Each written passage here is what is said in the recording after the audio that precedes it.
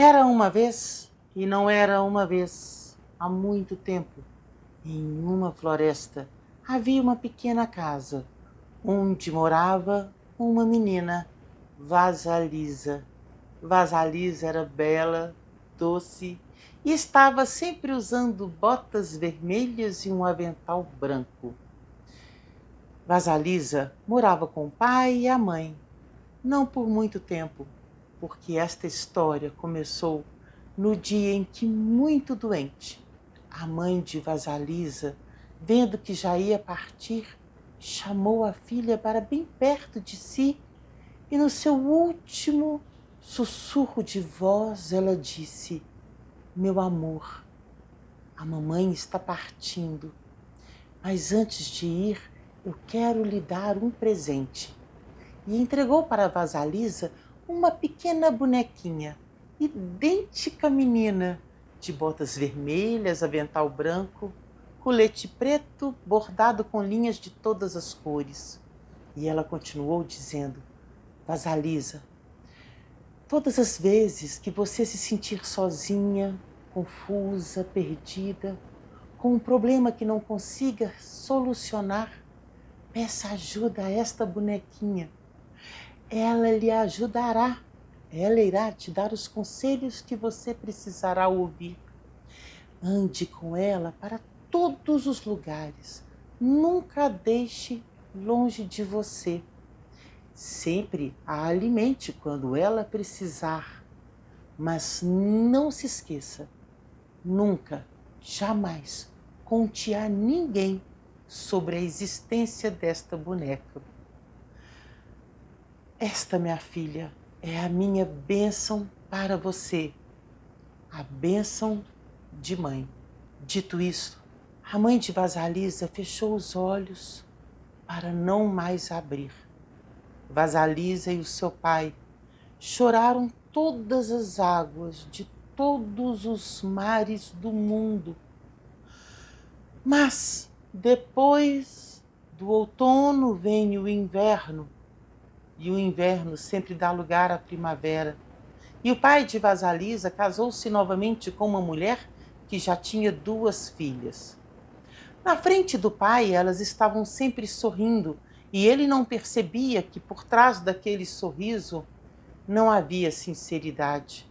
Ao contrário, quando ele saía de casa, a madrasta colocava Vasalisa para fazer todos os trabalhos domésticos. Ela tinha de lavar, limpar, passar, cuidar dos bichos, da horta, do pomar e ainda cortar lenha, algo muito pesado para uma criança que tinha sempre as mãos, o corpo arranhados pela madeira.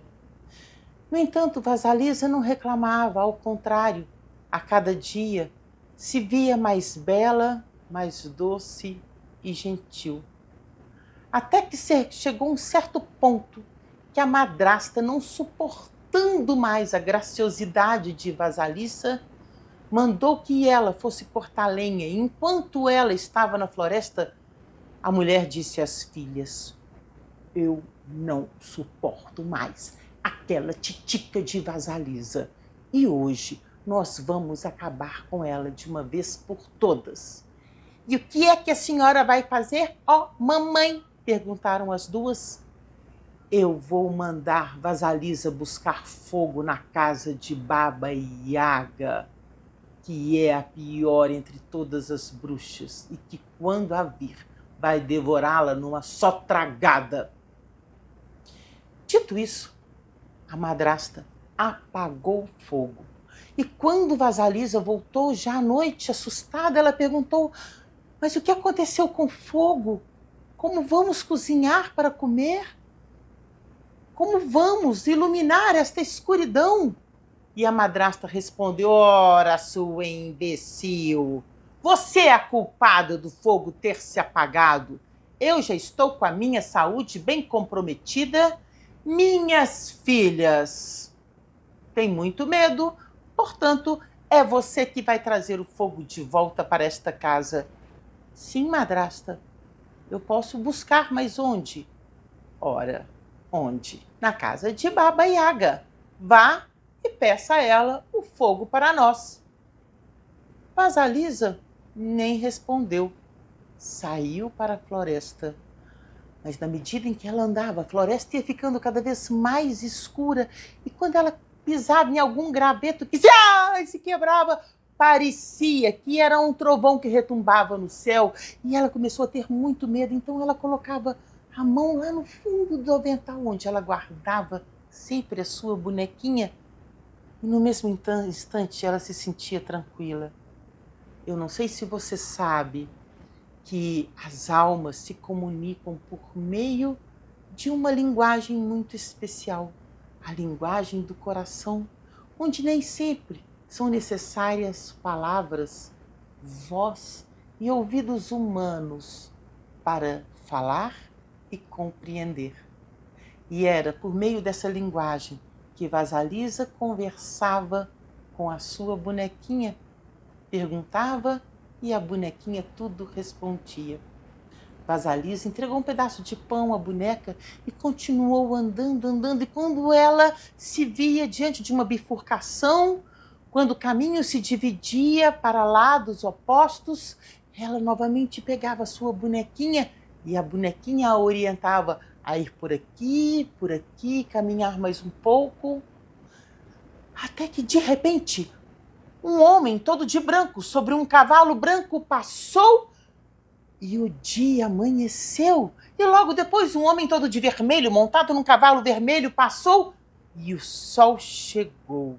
E foi então que Vasalisa chegou a uma grande clareira, toda rodeada de caveiras de toda espécie de seres que já tinham morrido há muito tempo, caveiras de todos os tamanhos, que quase que ficavam umas sobre as outras, fechando toda aquela clareira e rodeando a casa que ficava ali no centro. Uma pequena casa, um casebre, mas não era uma casa qualquer, porque ela não ficava direto na terra, ela ficava sobre patas e pés de galinhas amarelos, escamados, e as patas balançavam, balançando a casa para cima, para baixo, para um lado e para o outro, andando para lá, andando para cá e ora mesmo girando. As janelas da casa fechadas tinham trancas em formatos de dedos e a porta era trancada por um focinho repleto de dentes pontiagudos. Vasalisa colocou a mão na bonequinha e lhe perguntou, com a voz do coração: "É esta casa que estamos buscando?" E a bonequinha respondeu: "Sim, é ela mesmo." Ah! Na mesma hora passou um cavaleiro todo de preto sobre um cavalo preto. A noite chegou e com ela Baba Yaga voando no seu caldeirão. Sim, um caldeirão, e os seus cabelos serviam de vela e ela remava para fazer aquele caldeirão flutuar no céu com uma espécie de pilão.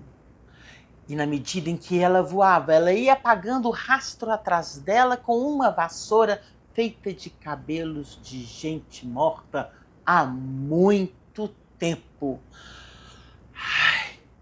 A mulher perguntou: "O que você faz aqui, criança?" E Vasalisa respondeu: "Vovó, eu vim buscar o fogo. O meu pessoal precisa comer. Sem fogo não temos como fazer a comida. O meu pessoal precisa iluminar a escuridão." "Ah, eu conheço bem o seu pessoal. E por que você acha que eu vou lhe dar o fogo, hein?" Vasalisa tremia por dentro, então, segurando a bonequinha, ela ouviu e respondeu: "Porque eu estou perguntando?" Você é uma garota de sorte", respondeu a frase correta. "Mas você não está acreditando que eu vou lhe dar o fogo de graça? Nesta vida ninguém dá nada de graça para ninguém, minha filha. Você vai trabalhar para mim." Entrou em casa, deitou-se na sua cama e foi comer. Era uma comida feita para umas 10 pessoas que ela comeu numa bocada só. E ali deitada, ela disse, depois de já deliciar o seu banquete: você vai arrumar a casa, vai limpar tudo e vai separar o milho mofado do milho bom. Quando eu voltar, quando eu voltar, e se alguma coisa não estiver sido feita com perfeição, eu vou te devorar. Baba Yaga saiu por entre aquelas caveiras que de noite refulgiam uma luz como um espectro por meio dos seus olhos, das suas bocas, das suas cavidades. E ela foi embora e Vasalisa ficou ali sem saber por onde começar. Tanto trabalho. Mas a bonequinha lhe sussurrou com a voz do coração: não se preocupe, Vasalisa, vai dormir, vai descansar. Amanhã tudo estará pronto. E Vasalisa dormiu.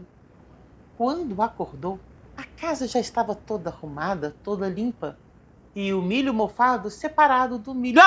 Quando Baba Yaga apareceu e percebeu que estava tudo feito com perfeição, ela ficou bem brava, porque ela já estava louca para devorar aquela menina, mas disse: você conseguiu.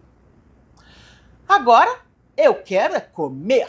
E neste momento apareceram 3 pares de mãos voadoras que começaram a amassar o milho, a misturar o milho, e dele fizeram uma farta refeição para Baba Yaga, que devorou, deixando apenas um pouquinho do mingau de milho, um dedal, para Vasalisa e um grão ou outro.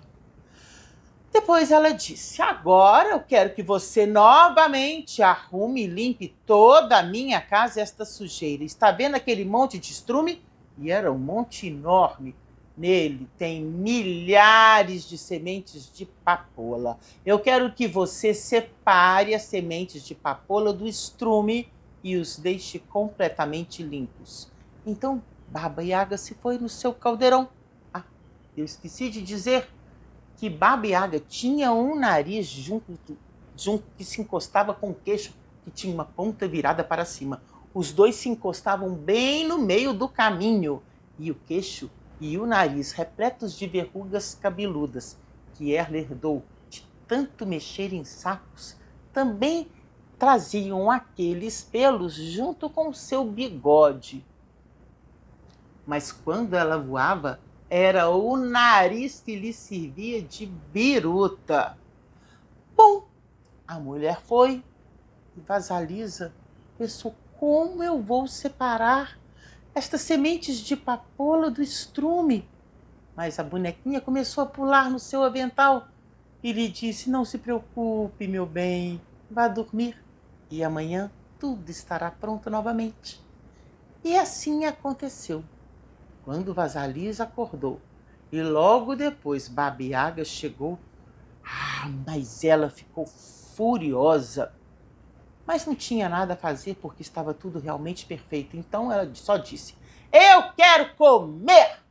E imediatamente aqueles 3 pares de mãos apareceram e começaram a trabalhar com aquela papoula, fazendo uma nova refeição para a bruxa. Vasalisa esperou. Baba Yaga percebeu que Vasalisa não parava de olhar para ela e perguntou: por que você me olha tanto, menina? É porque eu gostaria de lhe fazer uma pergunta, vovozinha.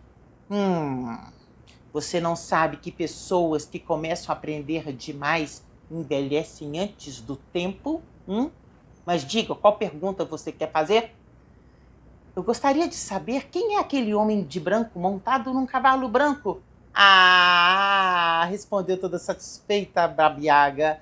Aquele é a minha manhã. E quem é aquele homem todo de vermelho, montado num cavalo vermelho? Aquele é o meu dia. E o homem de preto, montado no cavalo preto? aquele é a minha noite. Bom, agora eu vou lhe entregar o fogo que você quer e você vai embora bem calada.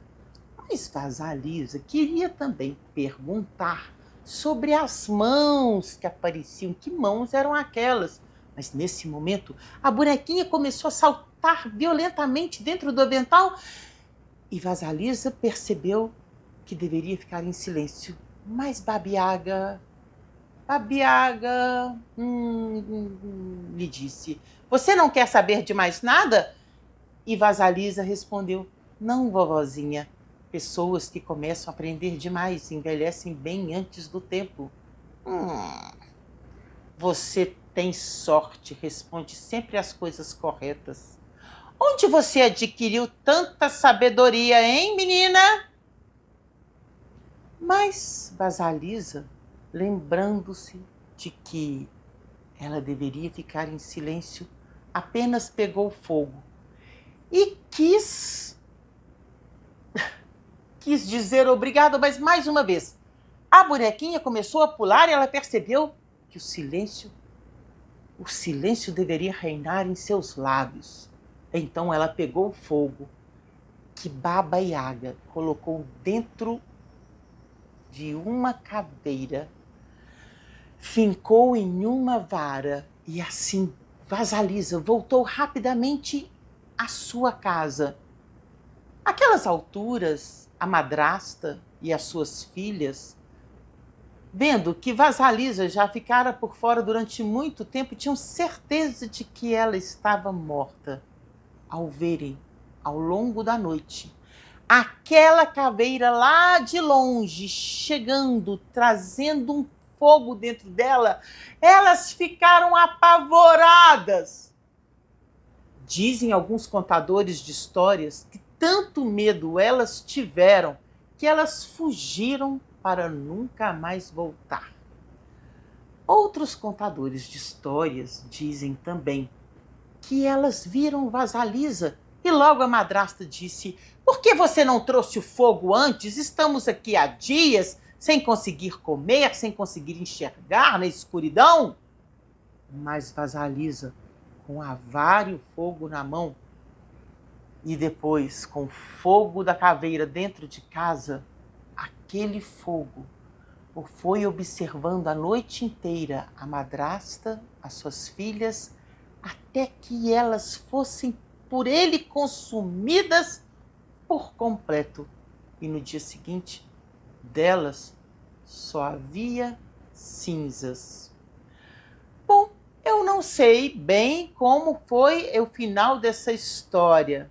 Só sei que ela terminou com Vasalisa na sua casa, com seu pai e o fogo de Baba Yaga.